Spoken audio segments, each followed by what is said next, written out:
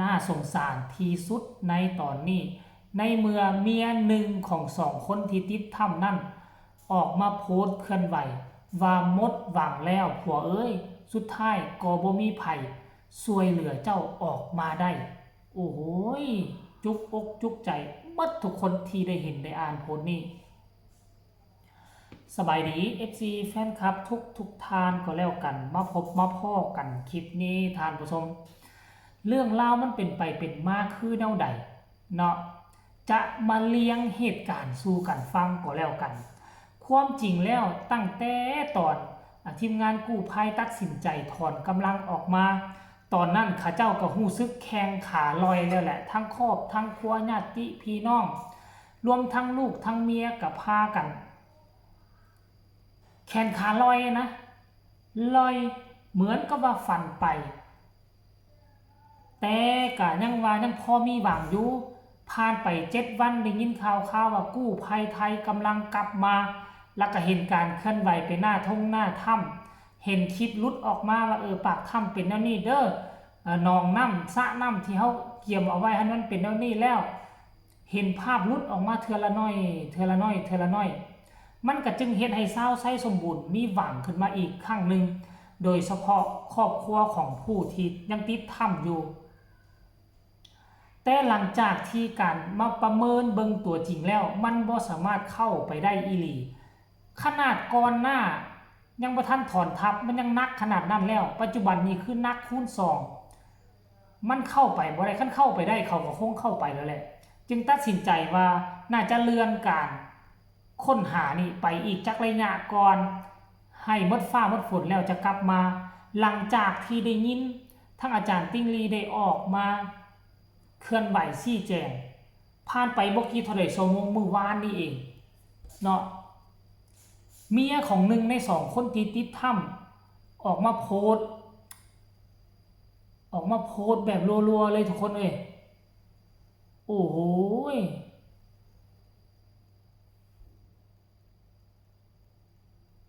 เบิ่งไหมเดี๋ยวค่อยสิเอาให้เบิ่งเด้อมื้อวานนี่เองตอน21 ชั่วโมงที่ผ่านมาเรามาเขียนว่าแล้วนี่เขียนหาผัวเพิ่นแหละโดยความคิดฮอดคิดถึงนี่ทุกคนเจ้าบอกค่อยให้เอาลูกอยู่เฮือนท่าเป็นหยังเจ้าจึงบ่ออกมาหาลูกหาเมียผัวเอ้ยว่าซั่นเด้ค่อยคิดหยังบ่ออกเลยตอนนี้เจ้าอยู่จังใดกินแบบใดหนาวบ่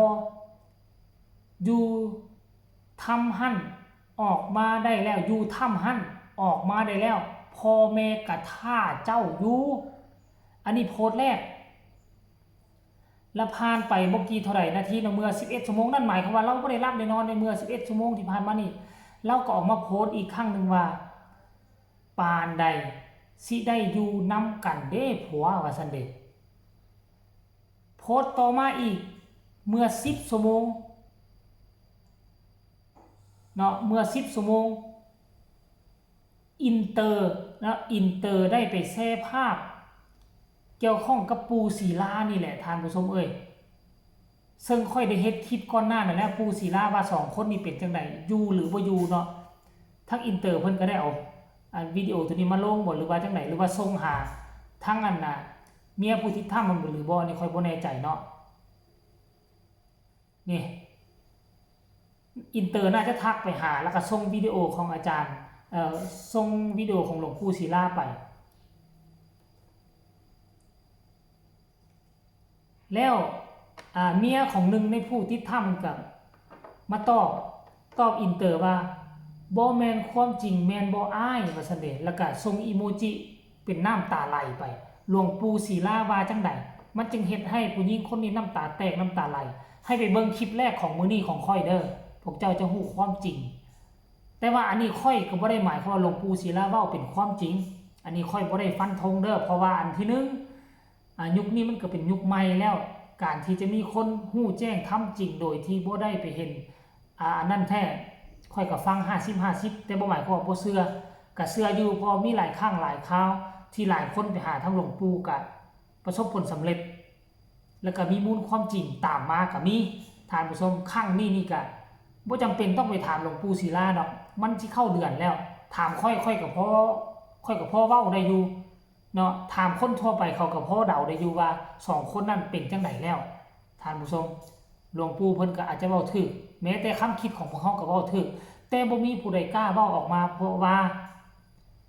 ย่านไปกระทบกระเทือนจิตใจของ2ครอบครัวนั้นหลายกว่าท่านผู้ชม